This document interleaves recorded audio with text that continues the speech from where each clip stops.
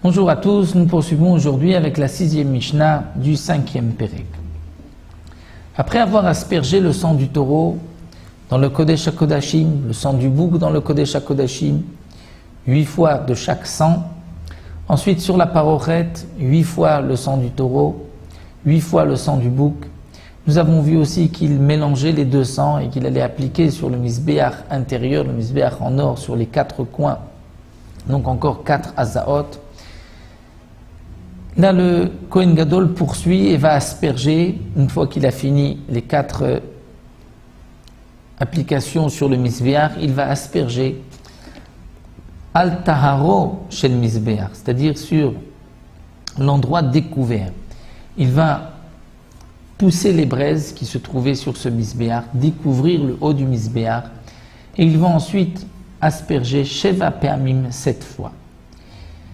Et comme nous l'avons dit dans la Mishnah précédente, d'après le Tana de notre Mishnah, il a donc aspergé 43 fois des 200.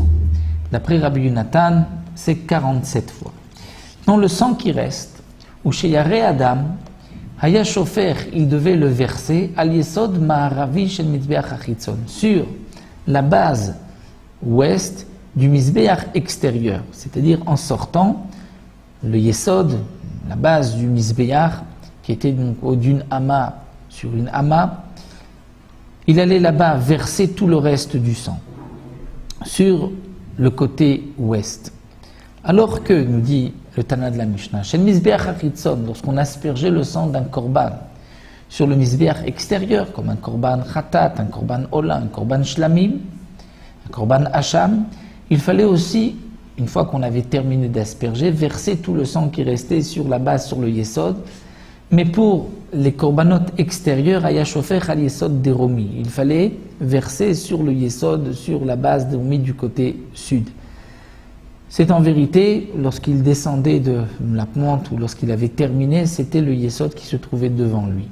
Là, comme le Kohen Gadol est sorti du Kodesh Kodashim, du Echal, le premier Yesod, le premier côté qu'il a devant lui du Mizbeach, c'est le côté ouest. C'est pour cela qu'il devait verser là-bas. Elou va Elou.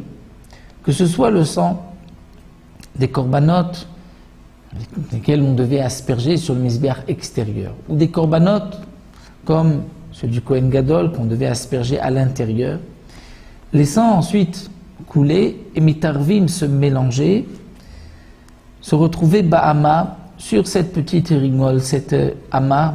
Il y avait une ama comme une coudée d'eau, de large d'eau qui coulait dans le Beth Amikdash. Et donc le sang coulait du Beth Amikdash, Viyotzim, et sortait les Nachal Kidron, vers ce Nachal, ce cours d'eau qui est appelé Nachal Kidron. Et là-bas, le sang était récupéré, Venim Karim, les Gananim, les Zével, et il était vendu pour les jardiniers, les Zével comme fumier.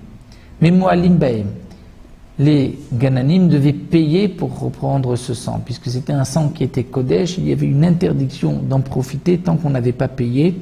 Donc Midé Rabanan, c'est vrai que Minatora, une fois qu'on avait terminé la mitzvah, dire ça y est, le sang n'est plus nécessaire, donc on pouvait l'utiliser pour n'importe quelle utilisation.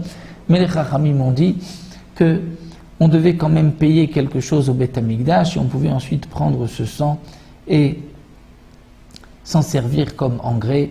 Ça, c'était donc la fin. Là, nous avons terminé l'hymne du sang des korbanot, du taureau et du bouc de Yom Kippourim.